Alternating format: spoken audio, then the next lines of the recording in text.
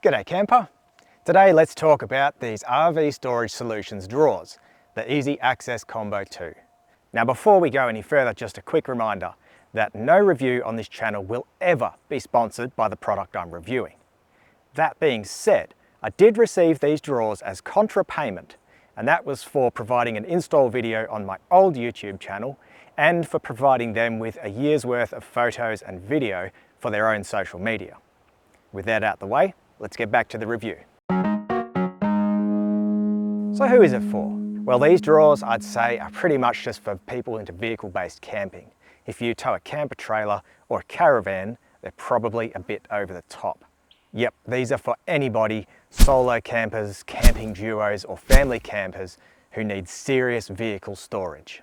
I recommend you know exactly what you want and you plan on having it long term because these drawers are big dollars. Now let's talk hard stats.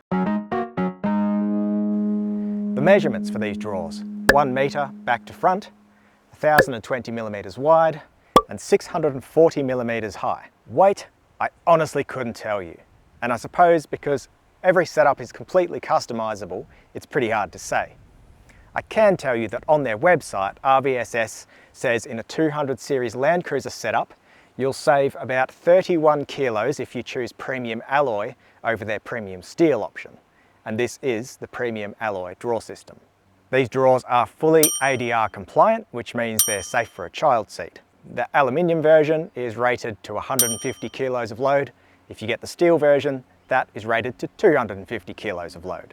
The premium alloy option base price is $3,180. If you choose the premium steel option, it's $2,880. Add the fridge slide, the cargo shelf, and the drawer extension table, and you're sitting at around $4,500 for this setup you see here in premium alloy. I think. They're so customizable and there's so many options that you'd really have to give them a call and check. When you buy a set of these drawers, they're made to order, all Aussie made in the factory in Victoria. And on the premium alloy and premium steel versions, you get lifetime warranty. If you choose, I think they call it Eco-Lite, you get 3 years. And if you go commercial, you get 1 year warranty. Okay, the setup. I'm going to run you through what you see here. On the drawers, I've chosen standard height drawer and trade height drawer. That's kind of the standard option.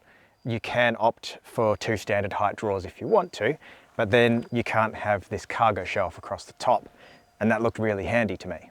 On the fridge side, if you get the cargo shelf, you can actually order it with a Bushman 85 litre upright fridge installed in it. I've just got a fridge slide. There's like 4 different fridge slides you can choose from. In here, that's the drawer extension table, powder coated alloy, weighs about 5.8 kilos. And then you just order the wing kits in the side here to suit your vehicle. So why did I choose these drawers? Well, I used to have a set of those $500 Supercenter drawers. And yes, they were absolute rubbish, but they were worth every cent. And I say that because I got 2 years use out of them. And during that time, I used a few different configurations and found out what worked for me and what didn't. Now, it's far better to do that with a $500 set of drawers than to spend $4,000 on a setup like this and then realize a couple of months later, the way you've chosen to set it up isn't working.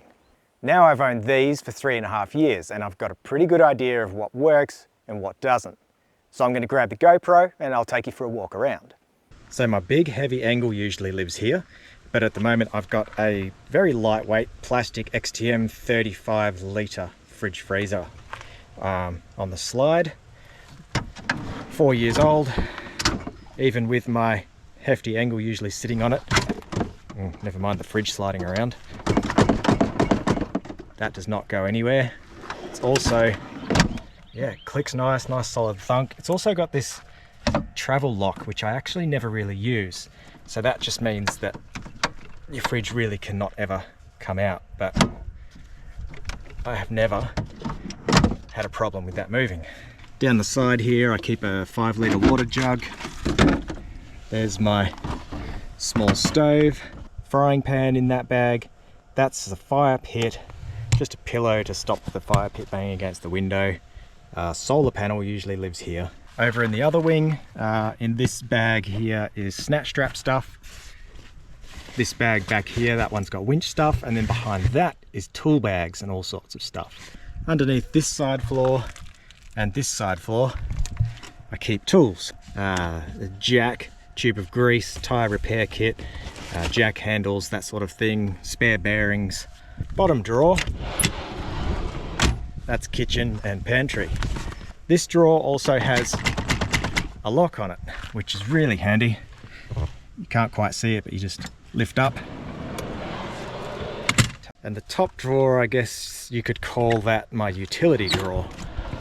Hose for the air compressor, toilet kit, ropes and tie downs, gas canisters, portable jump starter, first aid kit, shovel, tent pegs, ground sheet. Up top I like to carry all my bulky camping items. Oven doesn't always live here. Usually it's strapped down and I put a eye bolt here and just strap it, but I couldn't find the strap. I've got my single swag, that fits great. And behind the swag I've got a large full-size chair and a camp stretcher. You can see you've got tie down points along here. They're on the sides as well. And then you can see you've got this little ledge. I keep my compressor there at the moment. But that would be a great spot to fit a sort of semi-slimline battery. You could probably fit a good 150 amp hours of lithium there. So with all that in mind, let's get into my pros and cons. Pro number one, they're fully customizable. So if you've had a set of drawers before and you know exactly what you want, you can choose the right configuration for you.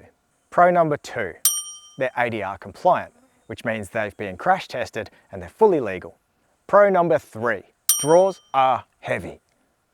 Now that doesn't sound like a pro, but when you can get them in aluminium, you're saving, as I said earlier, according to their website, up to about 31 kilos. Sounds like a win. Pro number four. I don't know why this isn't like number one on my pros list. It's Australian made. Now I'm not saying that things manufactured anywhere else are junk. It's just where you've got the option and the means to do so, it's always good to support manufacturing in the country you're from. Pro number five, this is actually a nice little one, is that the side floors don't use those dicky little screw-in things. They've kept it simple, there's just a finger hole and it tucks in under the lip. It's not going anywhere, there's no stupid screw-in thing to mess around with. Now let's switch sides and it's time for the cons. Con number one is that top drawer there is perfect height for all those bulky, heavy items like your snatch straps, your shackles, your toolkit, your cast iron camp oven. And that's what I used to have in there. But I think I overloaded it and it caused the floor to sag and scrape along the top of the checker plate. You can see these scrape marks where if you overload it, the bottom sags and it scrapes along the checker plate in there. Now I don't know, that could be user error, because since I've been putting all those heavy items down the side floor and just putting the lighter, bulky items in the top, it hasn't had a problem. The floor just returned to shape and doesn't scrape anymore. Con number two is that by putting the cargo shelf in, you limit the height space for a fridge. And I've encountered a few fridges that are too tall to fit in that space. So make sure you measure your fridge first. Con number three, you can't have the trade height drawer on the bottom. Now that could be handy because you're putting heavier, bulkier items in, then you wouldn't have to lift them so high. Also because it's deeper, you're having to sort of step up and rummage around in it. Might go better at the bottom, but there's probably a design reason why you can't do that. Con number four is one thing I do miss about my single height drawer system. This probably wouldn't apply to many people, but since I didn't have a cargo barrier, I could fold my middle row seat flat and I had my fridge this side and I could have a single bed all the way along the side of the car. So if I wanted to have a real simple camp or just crash somewhere for the night in the car, there was a bed. Okay, how about issues and breakages? Well, there hasn't really been any. The only one is the issue with overloading the top drawer, which caused scraping along the bottom of the drawer. But once I removed the excess weight, the floor sprang back, no permanent damage, and it doesn't scrape anymore. Now I've always got at least one little tip and hack for every review video I do, and now seems like as good a time as any to mention it. And it is, with the wasted space behind the fridge, if you've gone with a fridge slide, it is the perfect place for a jerry can full of water. It easily fits a 20-litre jerry can, and if you run a hose from the bung on the jerry can out the back, you've got easy gravity fed water. I used to do that before I had to move the jerry can so that a full-size lithium battery could go behind the fridge, which I suppose is also not a bad use for the space. So what do you reckon? Do you own or would you own a set of these drawers? Chime in with any opinions and ideas down in the comments, and you might just be helping a fellow camper in the future.